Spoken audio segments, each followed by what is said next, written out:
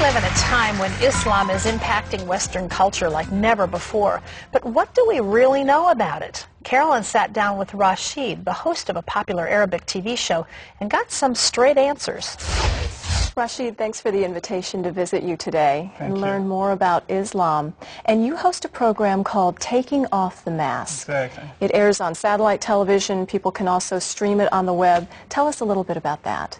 Well, it's a show that we started like a year now, almost a year, and it talks about different subjects in Islam, and it's taking off the mask of Islam, exactly. All right, take off the mask for us, because I think the average American woman doesn't really understand the religion of Islam. In fact, I was watching a women's show shortly after 9/11 where the host said that Allah and Jehovah are really just the same God.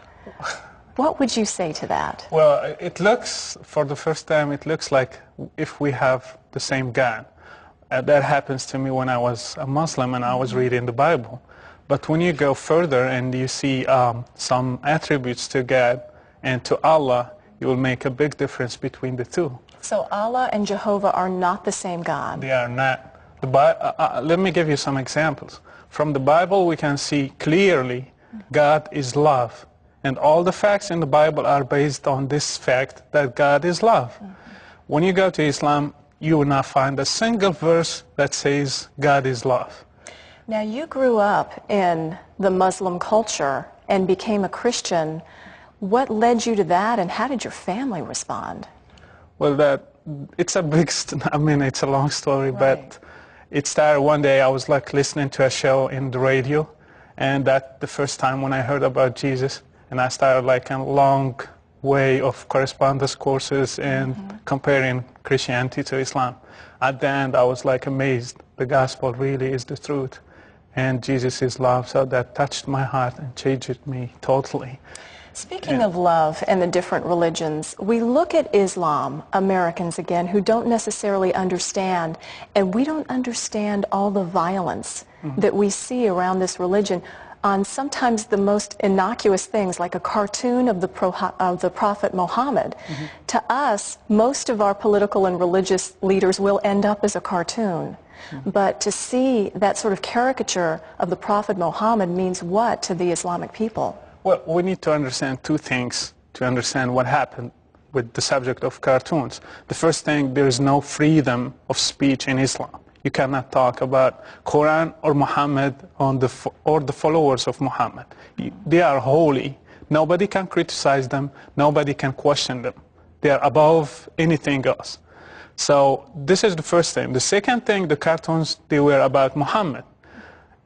If you read the Quran, you will find clearly that Muhammad is above Allah himself. And all the clerics, they agreed that if somebody criticizes Muhammad or make fun of him, he should be killed. And above Allah? He's above Allah. And if you criticize, for example, if you make fun of God, not all the clerics agreed that a person should be killed. But if you do it about Muhammad, they all agreed that the person should be killed. Wow. Now, one thing that I do want to make known is we're talking about the religion of Islam as opposed to the Muslim people, who are wonderful people, true? Yes. So many Muslims, they are wonderful people. I still have so many friends, Muslims. The majority of my family members, they're still Muslims. And they're wonderful people, they're peaceful, they're loving people. But the problem is with Islam itself. The teaching of Islam, they are violent and terrorism. There is a lot of terrorism there. There's a lot of jihad verses. So the problem is not with the people. It's with what the teaching of Islam is. Let's talk about that a little bit, because we hear about the Quran.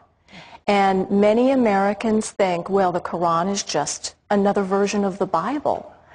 That's true. A lot of Americans think that. Tell us. It looks like the same the first time, because Muhammad was good in copy-paste. You know, he took a lot of verses from the Bible and he put them in the Quran.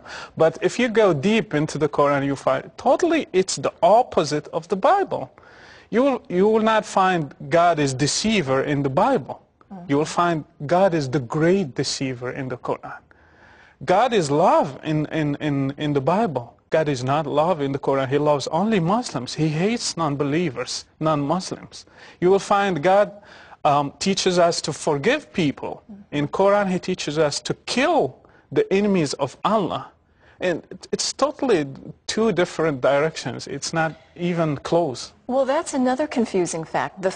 We hear that the Islamic religious leaders saying we accept other religions. We are tolerant of other religions, and then you hear things like this. What is the truth? That's true. They keep saying that. But they need to give us proof. What the sayings of Muhammad, what the Quran says about it. The Quran says clearly about Jews that they are sons of pigs, sons of monkeys, and Christians are astray, and they are like misled. And the Muslim, when he prays like 17 times a day, he says that the Christians and Jews are wrath and astray. He keeps repeating that 17 times a day. And you are not allowed to greet Christians and Jews according to Muhammad. And they are, the last sayings of Muhammad when he was dying, he said, "Curse be upon Jews and Christians." That's his last words. Well, I'll tell you, we've only just begun to unravel this, but you are doing this all the time on a program called Taking Off the Mask. You can see it on all sorts of satellite programs. You can also go on the web and find out more about it. Rashid, thanks for letting us visit today. We appreciate it. Well, thank you for your visit.